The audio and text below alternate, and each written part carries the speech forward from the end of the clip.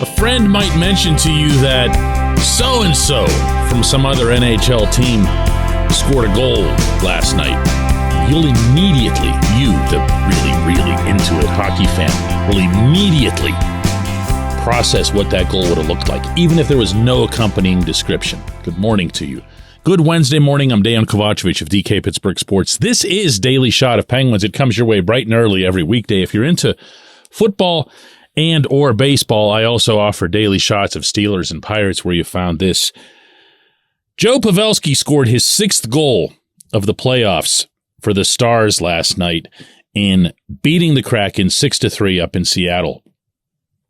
And before I extrapolate a little bit more on the truly great Joe Pavelski, and he is that come playoff time, I'll add that the Hurricanes pounded the Devils 6-1 and went up 3-1 in that series and appear to be on their way to the Eastern Conference Final, which is really impressive considering Carolina's missing some very important pieces. But Pavelski, he's my target today. And he's an easy target. He's a convenient target. He's 39 years old, and he just keeps scoring. And the reason that he just keeps scoring is the same reason that he's the same guy that you can count on every single spring to be one of your best playoff performers. It was that way in San Jose, and it's that way in Dallas. If I asked you to guess who are the three active leading playoff goal scorers in the league, and I told you that Alexander Ovechkin was one of them, Sidney Crosby was next, would you say Pavelski's third? Probably not, at least not like this, but he is.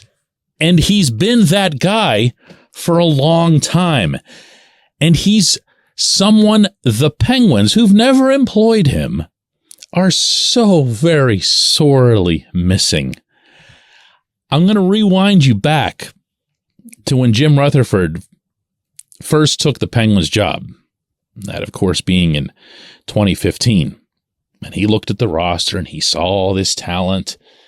And he saw some of it that made sense, maybe an overflow in other areas.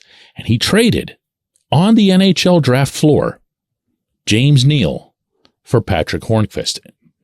And as someone who was on that floor that day, I can attest to you that my phone was buzzing like crazy with negativity. Social media, friends, acquaintances, whatever it was. This is outrageous. How could they do this? Neal's a 40-goal scorer.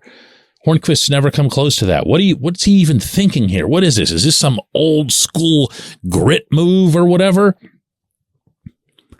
All that trade did was set the stage for back-to-back Stanley Cup championships.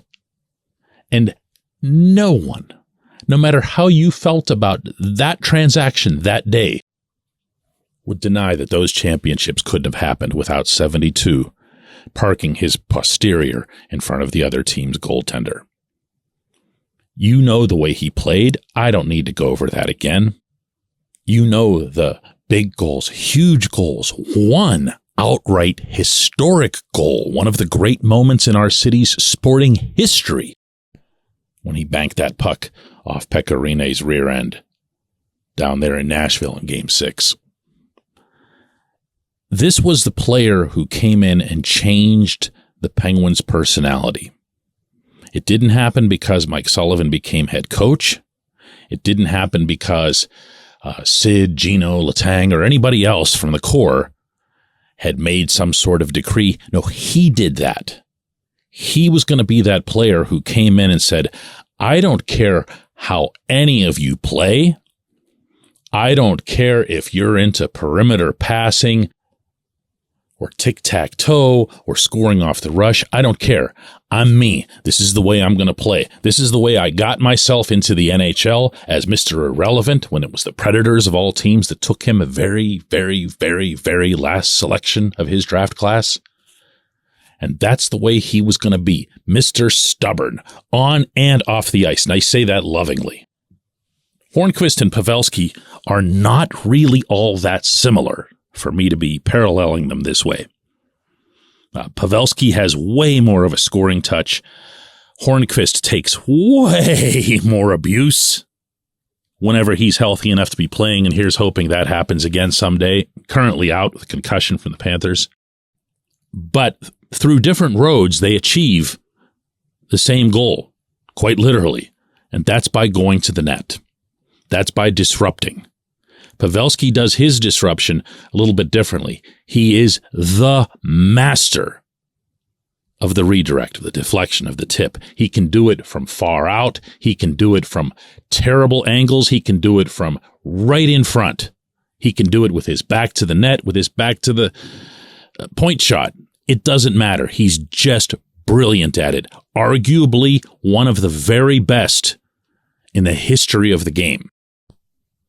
Your Penguins and that maddening power play that drives you nuts, there's no secret to why it doesn't work. There's no secret to why those 5 guys can be out there for 2.5 straight minutes and not get a damn thing done. It's because nothing ever makes its way to the middle. Chris Letang used to tell me when Hornqvist was still in Pittsburgh, he would see from the point the terrible things that were happening to Hornqvist in that area. And he would say to himself, I owe it to him to get this puck there. He's over there getting murdered for me. All I've got to do is flick the puck. My part's easy.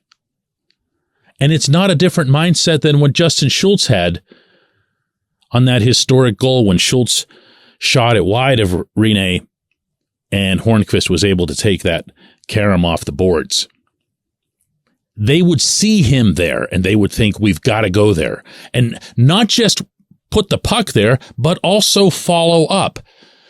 The very best versions of the Pittsburgh power play that you've seen in the Sid, Gino, Tanger era have been when Sid and Gino themselves will descend on the net. Sid is devastating from that right lip.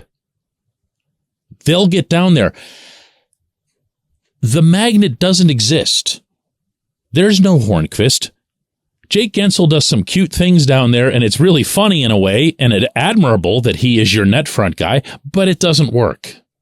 It doesn't work. No one's going to look at Jake in front and think, man, I've really got to get him the puck there. And man, here's hoping the new GM pays attention not only to the film of the Penguins' power play from the past couple of years, but also to film of what Dallas is doing on their power play. When we come back, J1Q.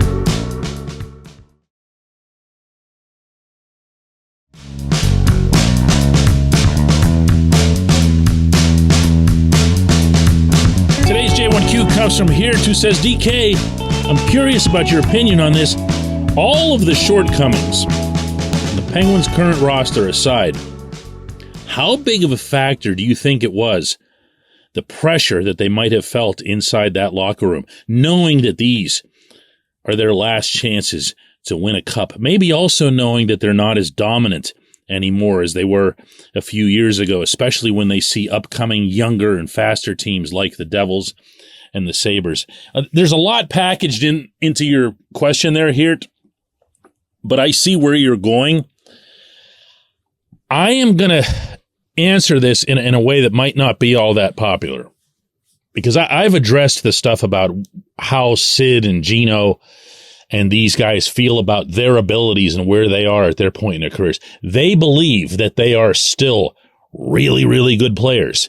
And there's a good reason for that. They are. Okay.